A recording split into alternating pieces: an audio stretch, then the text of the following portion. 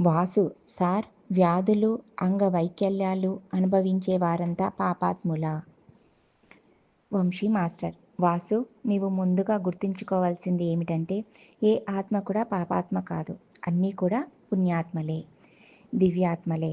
కాకపోతే గుణాలు ప్రభావితంతో అజ్ఞానపు దశలలో వారు చేసే అనుభరహిత్య పనుల పేరే పాపాలు. కాకపోతే వాటిని ఎవరైతే చేస్తారో వారే తిరిగి అనుభవించి జ్ఞానం సంపాదించాల్సి ఉంటుంది అన్నది సత్యం. ఇక నీ ప్రశ్న ఎక్కువగా వ్యాధులు అనుభవించేవారు ఎవరనే కదా. వారంతా ధైర్యవంతమైన ఆత్మలు, గట్స్ ఉన్న సోల్స్ అన్నమాట.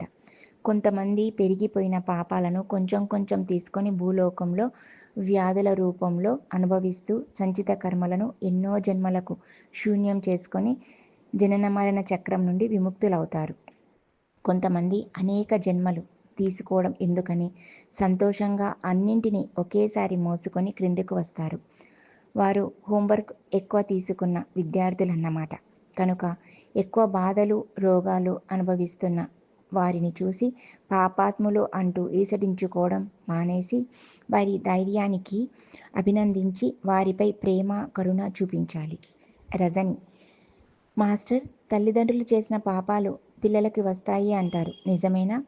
వంశీ మాస్టర్: ఖచ్చితంగా కాదు. ఎవరి కర్మలు వారే అనుభవించాల్సి ఉంటుంది.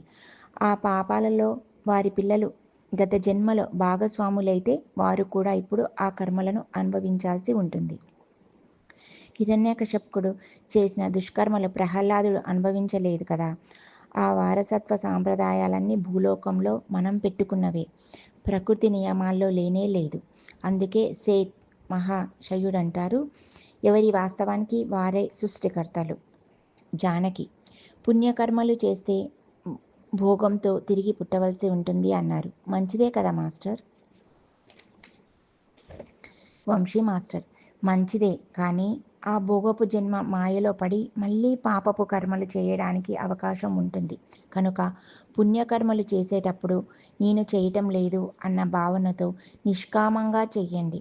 అప్పుడు అది సత్యకర్మ అవుతుంది. తద్వారా సత్యలోక వాసులం అవుతాము. జనన మరణ చక్రం నుండి విడివడతాము. భారతి: మాస్టర్, కర్మలను తెచ్చుకునేటప్పుడు ఈ పాపానికి ఈ రోగం, ఈ పుణ్యానికి ఈ భోగం అంటూ ఉంటుందా? దీనిని ఎవరు నిర్ణయిస్తారు? వంశీ మాస్టర్: మీరు ఏ జ్ఞానం లేక ఇతర ప్రాణికోటికి ఆవేదన కలిగించారో ఆ జ్ఞానం పొందడానికి సరి సమానమైన అనుభవ జ్ఞానం కలిగించే వ్యాధులు, కష్టాలు ఇష్టపూర్వకంగా తెచ్చుకుంటారు.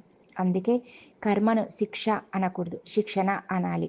ఇక ఇతర ప్రాణికోటికి మీరు ఏదైనా సేవను చేశారో దానికి ప్రతిఫలంగా భోగం రూపంలో భూలోకంలో అనుభవించాలి.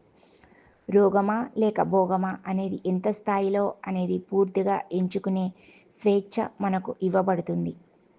కాకపోతే దానికి ఎన్ని జన్మలు పట్టినా సంచిత కర్మలను ఎవరికి వారే పరిశూన్యం చేసుకోవాల్సిందే. అందుకనే మనం దేహం కాదు, ఆత్మలం అన్న విషయం సదా గుర్తుంచుకోవాలి. ఆత్మపై లోకాల నుండి క్రిందికి వచ్చినప్పుడు సంతోషంగా రోగాన్ని, భోగాన్ని తీసుకొని వస్తుంది.